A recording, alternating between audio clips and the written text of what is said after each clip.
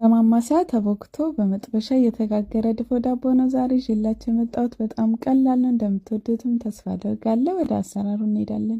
መጀመሪያ አንድ የሾርባ ማንኪያ እርሾ፣ አንድ የሾርባ ማንኪያ ስኳር፣ አንድ የውሃ ብርጭቆ ውሃ እንጨምራለን። ውሃው ትንሽ ለብ ያለ ቢሆን ቆንጆ ነው። እናዋህደዋለን። ከዛ ከድነ ነው 5 ደቂቃ እናስቀምጠዋለን። እንዲህ ማድረጋችን ግዴታ አይደለም፣ ግን እርሾ እንዲህ ካዘጋጀ ነው ሊጡ በቀላሉ ኩፍ እንዲል ይረዳዋል። ዱቄት 2 ብርጭቆ ከግማሽ፣ ጨው 1 የሻይ ማንኪያ አድርገን በማማሰያ ለስለስ ያለ ሊጥ አድርገን እናቦካዋለን። በማማሰያው ስናሸው ሊጡ ለስለስ ይልልናል። ከድነን ለ1 ሰዓት እናስቀምጣለን። እስከዛ መጥበሻችንን ትንሽ ዘይት እንቀባለን። ከዛ እንደዚህ ዙሪያውን እንቀባዋለን። ጥቁር አዝሙድና ነጭ አዝሙድ ንስንስ እናደርግበታለን።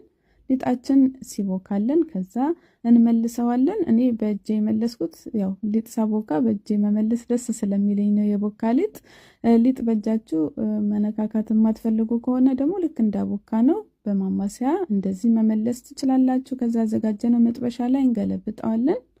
ከዛ እጃችን ላይ እንዳይጠባበቅ ትንሽ ዘይት እናደርግና ሊጡን ጠፍጠፍ እናደርገዋለን። ሊጡን እንደዚህ ከጠፈጠፍን በኋላ ከላይ ጥቁር አዝሙድና ነጭ አዝሙድ ነስነስ እናደርግበታለን። ከዛ እንዳይራገፍ እንደዚህ ጫን ጫን እናደርገዋለን። አነስተኛ ሙቀት ላይ አድርገን እንከድነዋለን። እንደዚህ ኩፍ ሲልልን ከስሩ መብሰሉን ስናረጋግጥ ቀስ አድርገን በሳህን ወይም ደግሞ በትንሽዬ ሰፌድ አድርገን እንገለብጠዋለን። በቀላሉ ደግሞ ተመሳሳይ መጥበሻ ካላችሁ ወደ ሌላ መጥበሻ ግልብጥ ማድረግም ትችላላችሁ። ከዛ አሁንም አነስተኛ ሙቀት ላይ አድርገን ከድነን እናበስለዋለን።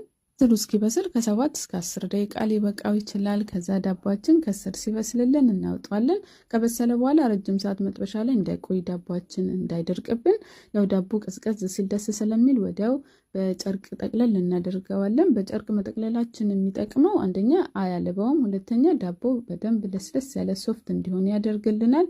ምናልባት የምትጋግሩበት መጥበሻ ሰፋ ያለ ከሆነ ሊጡ ካነሰው ቂጣ እንዳይሆንባችሁ፣ ስለዚህ እኔ የተጠቀምኳቸውን ግብአቶች እጥፍ አድርጋችሁ ማብኳት ትችላላችሁ። አነስ ያለ መጥበሻ የምትጠቀሙ ከሆነ እንደዛውም ዱቄቱንም ውሃውን የተጠቀምናቸውን ግብአቶች አነስ ማድረግ ትችላላችሁ። ቪዲዮ ይህንን ይመስላል። እንዳያችሁት በጣም ቀላል ዳቦ አሰራር ነው። ውስጡ በጣም ለስላሳ፣ ጣዕሙን በጣም ነው የሚጣፍጠው። ባሲዛችሁ ደስ ይለኝ ነበር፣ የሩቅ መሆናችሁ ነው እንጂ እና ሰርታችሁ ብሉ። በተለይ ላጤ ከሆናችሁ ራሱ ከሀገር ውጭም ሀገር ውስጥም ያላችሁ ቤተሰቦቼ በጣም ቀላል ነው። ድፎ ዳቦ አምሯችሁ ለምን ይቅር እንደዚህ በማማሰያ ማስላችሁ ጋግሩ። ላለው ስለምትከታተሉኝ ከልብ አመሰግናለሁ። አስተያየታችሁን ጻፉልኝ። ሰራችሁ አዳዲስ ቪዲዮዎች እንዲደርሳችሁ ዳይስ ኪችንን ፎሎ ማድረግ አትርሱ። በሌላ ስራ እስከምንገናኝ ቻው።